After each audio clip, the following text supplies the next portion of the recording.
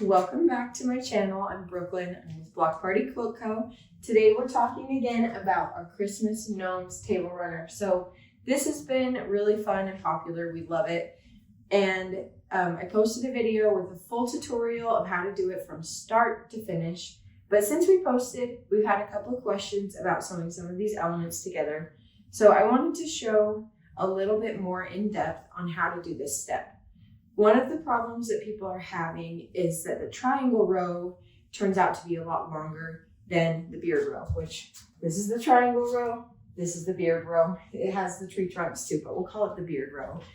And I'm going to show you how to address that, how to fix it, and how to make sure we're doing it in a way that lines up with the pattern. So we have here a few pieces that I've sewn in different techniques. And I'm going to show you first how the most common way that I've seen that is the mistake way, and then we're going to look at how to do it correctly. So this is the most common issue that I've seen. These fabrics some of these come from my scraps, so you probably won't see these in your kits.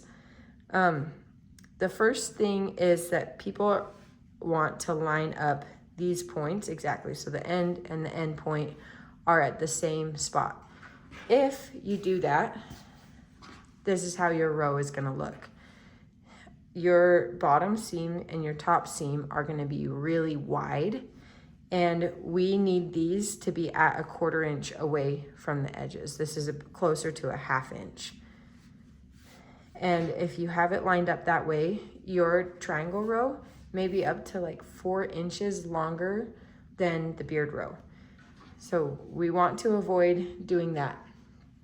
The second thing with that is if you've sewn it this way, it's tempting to want to cut this to be a 1/2 inch bigger than the pattern directs.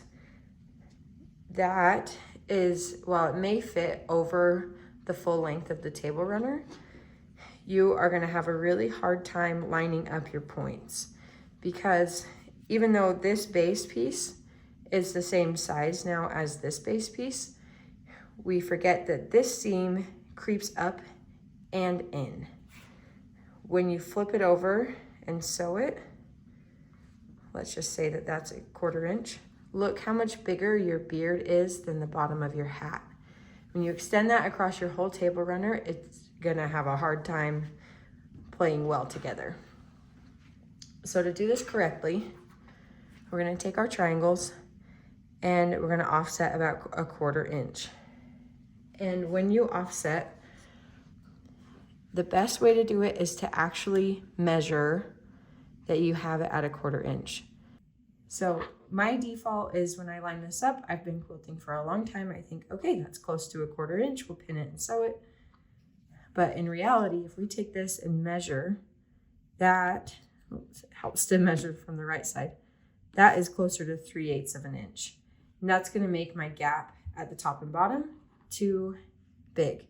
So let's slide this up a little bit higher so we have this point exposed by 1/4 of an inch. I'm gonna pin that in place. If you're also not usually a quilter who works with pins, this might be the pattern to change that. I don't like working with pins because they're slower, but on this kind of a thing, when we need accuracy, it's really important to do that. So I flip this over so that I can see this little overhang. We're gonna make sure that that is also at a 1/4 of an inch, and it is. And then we're gonna pin it. And when you sew this together, we need to be really careful to not pull it and stretch it. If you have starch available, starch can be something that really helps keep your triangles nice and clean. And then when you're sewing, make sure you sew a 1/4 of an inch, keeping these edges lined up. So if you've done this correctly, you've sewn this correctly, you can double check your work by looking at where these 3 colors come together. If this is 5.5 inches, you are good to go. Now we're gonna take our bottom row and we're gonna flip it up. Now I mentioned in the other video that you may have to stretch this. If you have the 4.5 inch gap, the stretching isn't gonna work. So By stretching, I mean just pulling a little bit to make sure that our edges are lining up in the right spot. So when I pin it, I flip it over so I can look at where this point is, and I pin it directly over that spot. And then now when I'm ready to sew, I'm gonna take it and sew across the bottom, and I can watch, if I'm sewing from this back side, I can watch and make sure that my needle is hitting right at the X of the seams. And then when you do that right, you flip it over and everything should be lined up across the whole thing. And if this is not a perfect if this seam is not a perfect 1/4 inch, that's okay.